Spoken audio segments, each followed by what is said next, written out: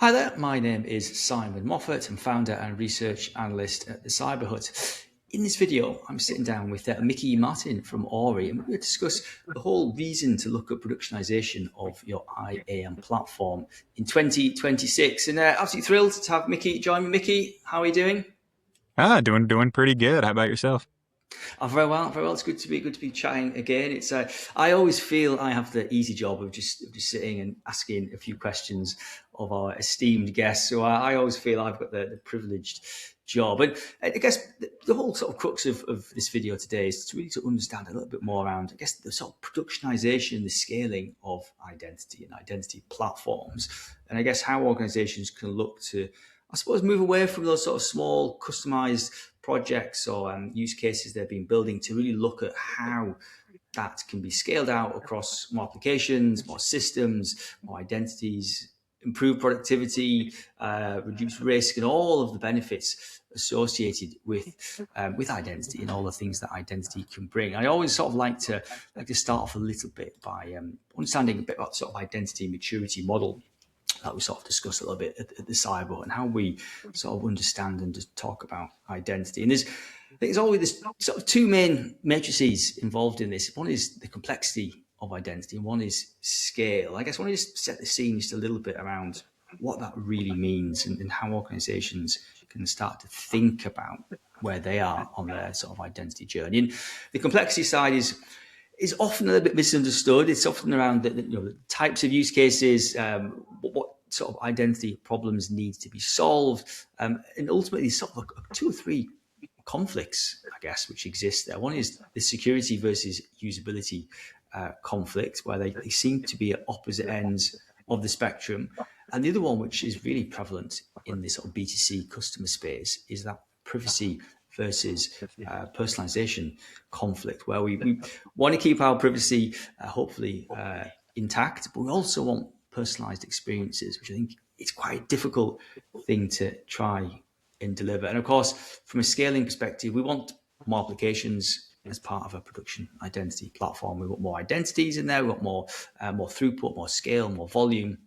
So I want to sort of start off there. And I guess on the right hand side, we've got a whole host of different identity types as well, from customers right the way through to sort of B2B and partners. And I guess the elephant in the room is agents as well, how they fit in. So I guess, Mickey, bringing you in here, I think identity is not a simple thing, is it, anymore? It has to cover more things, more identities, more systems. So it's not as easy as it used to be.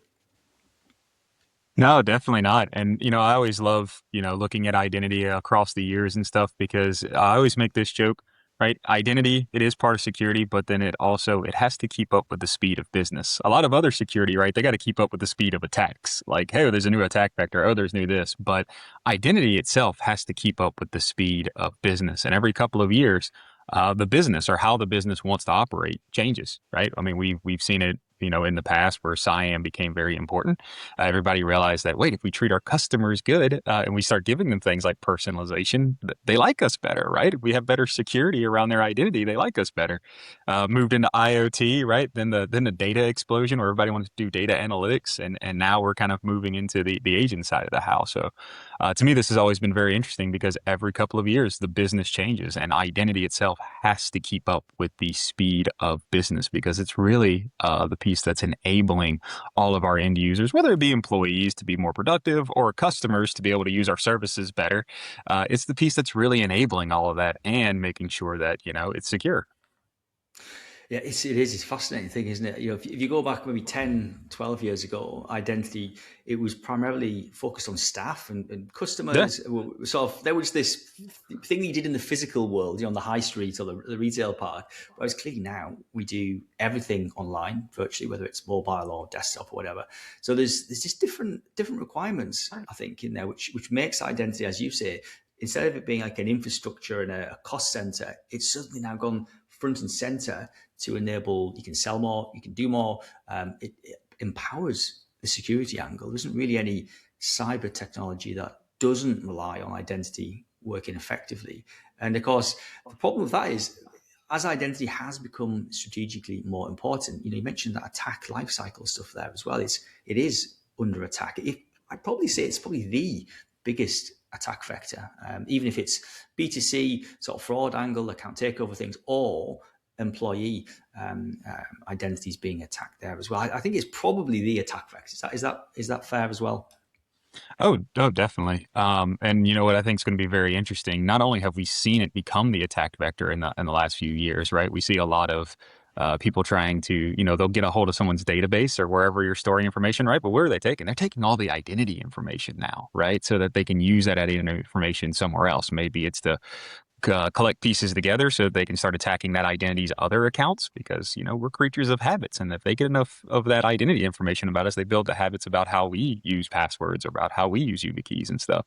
So we've noticed it from that angle, and I think what we're about to start noticing is for a long time, it was very, I'd say, unheard of or less common for a single person to be attacked, right? Like usually, you might get a small little attack ring where a small bit of scammers are targeting like the area of Orlando or whatever, right? But it was unusual for like a single individual to be gone after until they collected enough data after you. I think this is going to be one of those things that agents start making a big headway in because at this point, it's sleepless, right? You can just have we've seen agents do different, Yeah. attacks and stuff on websites and stuff, but now you can just spin up 300 agents and just target them at a single person's identity at this point in time. So I think it's going to be a very interesting attack vector going forward as we go into the bot wars.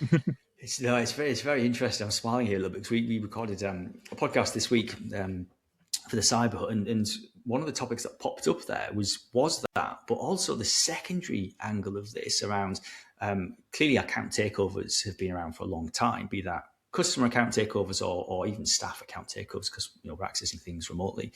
But the secondary attack is account takeover of the agents. So by this, Yeah. I'm sort of talking about OpenClaw, or not necessarily OpenClaw directly, but there's agents which act on your behalf, and you say, right, go and buy me some gig tickets or an airline ticket for to fly at the cheapest cost on a Wednesday with my loyalty points or whatever. So you get an agent to go work on your behalf. Now, clearly the bad guys, instead of targeting me, they will target the agent acting on my behalf, and that's the agent really, because we know the security aspect of agents it isn't mature, it isn't repeatable, it isn't necessarily being able to tie it effectively to me as a carbon life form. So anyway, we've seen another incarnation of attacks there, which I think it's difficult to try and manage that, I think, isn't it?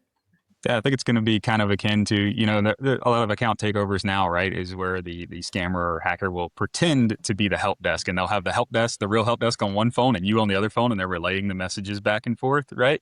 And all that is, they're basically convincing the help desk that you are that person just enough. Just enough. That's the whole point of having both of you on the phone and convincing you as an individual that they are the help desk. Just enough to trick it. I think that's, there's going to be a new form of that with agents, right? I don't need to completely hack the agent. I just need to trick the agent just enough to make it think that I'm you instead, and then let it, Yeah. do what it normally does, order things for me, buy things, and whatever it might be. 100%. It's not what the agent can do, but it's maybe who can access the agent as well. There's yet another sort of gateway enforcement point there. And I guess without sort of segueing too far just into the minutiae of agents, but that's a really good example around how designers, developers, organizations, they're going to struggle if they're building manual identity components themselves, rolling their own security for these things, trying to keep up with this stuff. Because I guess even as analysts, we're struggling to keep a breadth of use cases and how design patterns for agents are going to pan out. So I guess it's back to the maturity model here. If you are building things custom, if you're doing things manually, it's isolated. You're building identity services for one system or one small group of users. Not only do you have the traditional usability, privacy, integration challenges of identity, you've suddenly got all of that, I guess, security stuff to keep on top of as well. So it almost seems like it seems entirely senseless, really, to try and do everything by hand and manual and separate. Productionization of that seems a bit of a. Is it too easy to say that, or are there specific use cases and nuances there which perhaps are being misled?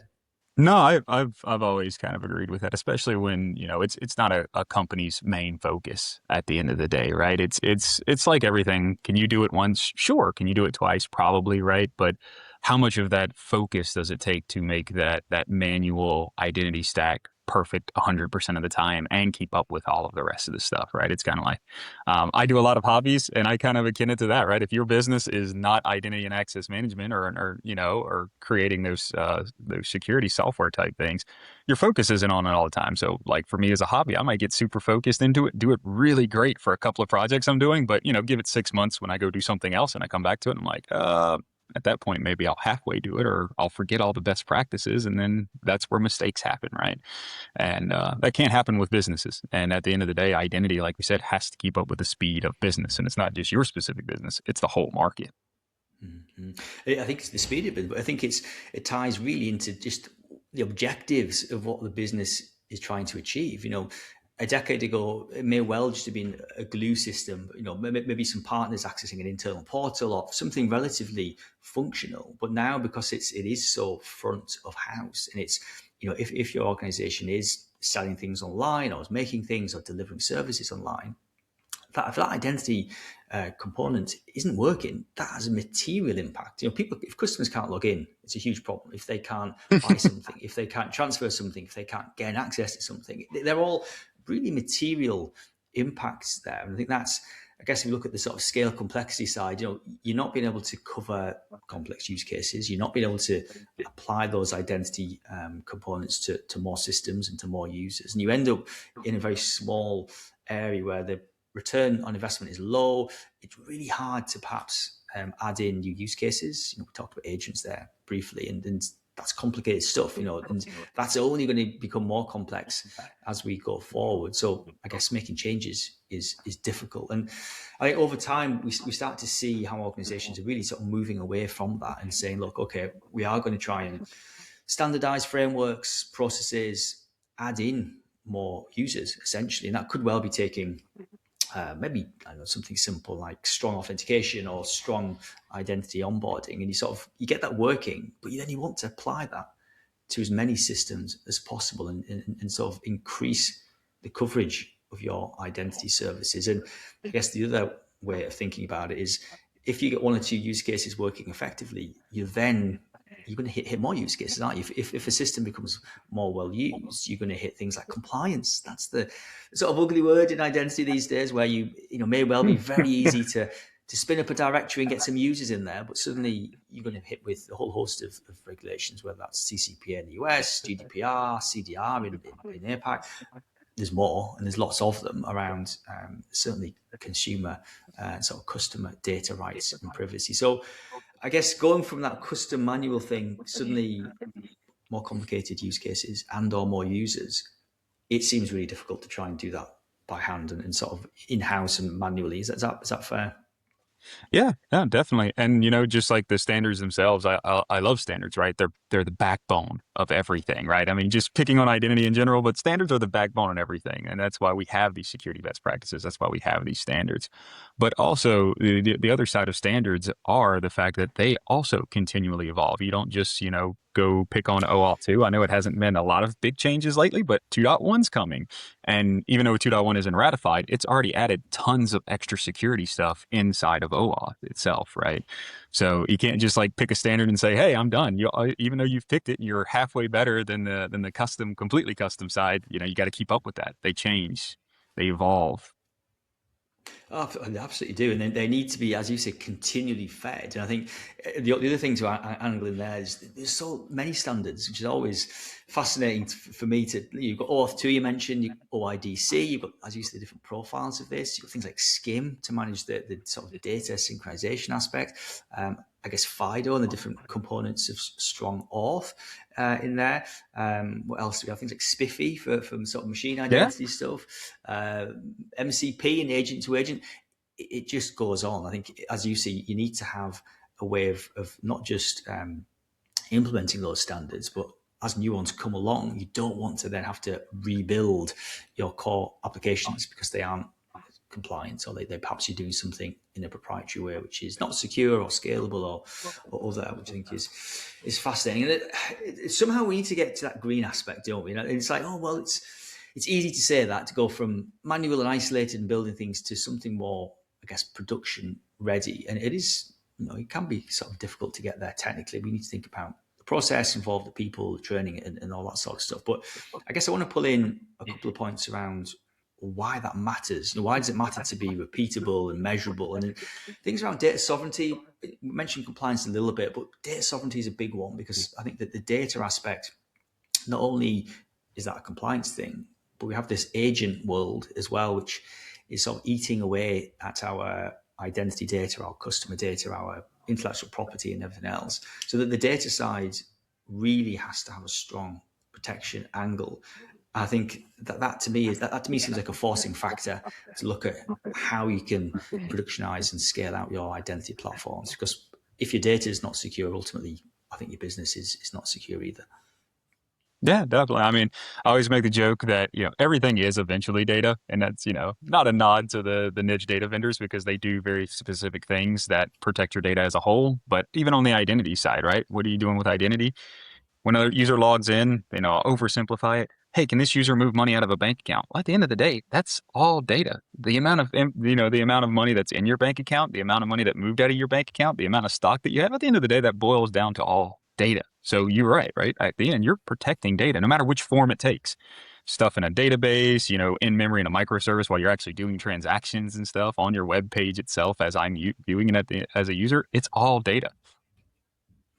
It is data, and I think if you sort of zoom out a little bit and think about all the change that we've just been talking about, standards and compliance and metrics and different types of identity, there's sort of two things which are consistent, really. One is the actual identity itself, whether it's a customer, an agent, an employee, a partner, and at the end, a piece of data, or a transaction relating to a data point. And the stuff in the middle may well be quite transient, I suppose, whether it's cloud, on-prem, different combinations of such, trusted, untrusted. But those two pillar points, the identity and the data point, they to me seem to be the two, I guess, more consistent things. And I guess let's talk briefly before I wrap up the benefits of doing this. I mean, the immediate one to me is it is that time to market and being able to deliver all of those relying services quicker, faster, more secure. Is it as simple as that? Is it if we get this right and get into the green box, organizations just can move faster and be more agile?